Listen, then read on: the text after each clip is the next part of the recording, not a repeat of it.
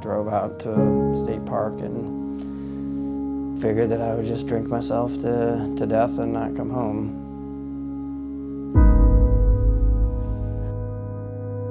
Marriage wasn't going well, work didn't change, nothing was different. I was just broken and exhausted and didn't see a way out. I called my wife towards the end of that day and I couldn't tell you why.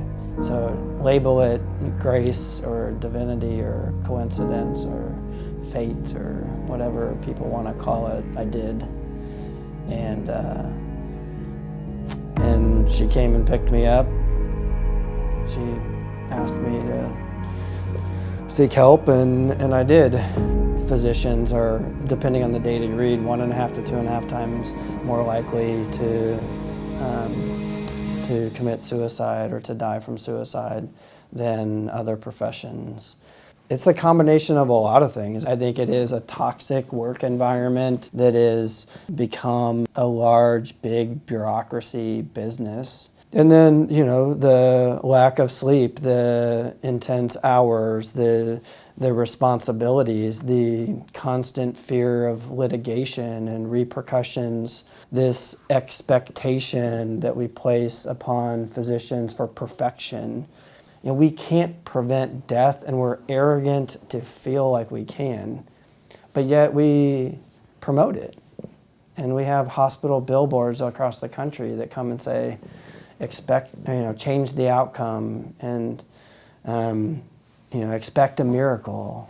So I always loved working with families that really seemed to be in the most difficult times of their lives. And I felt empowered and equipped to be able to help families navigate and look at the bigger picture of their life and their child's life, even in the midst of sometimes really traumatic or scary or difficult circumstances. Even early on in my medical school training was a Riley bone marrow transplant patient. Her name was Zoe. And I really got to know that family over the course of many, many months and even the year that she was here. And unfortunately, she passed away, and this was now over 10 years ago. Full circle would be that I have a 6-week-old daughter that we named Zoe in honor of that child, because it really was the poignant moment in my life that realized that medicine was larger than drugs or hospital stays. It was about connecting to other people and sharing that experience.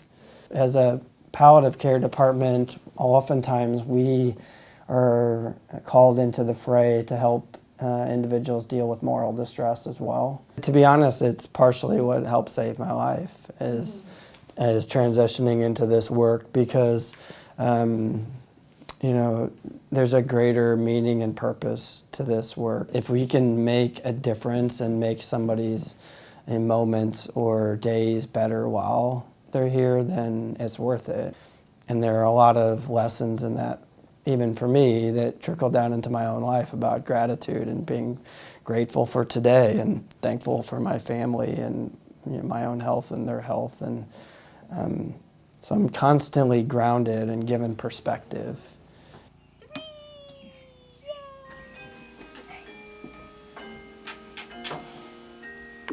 I want to inspire hope in individuals that may have a story of mental health conditions that work professionally, that you can succeed and you can find a way out of the woods again and thrive.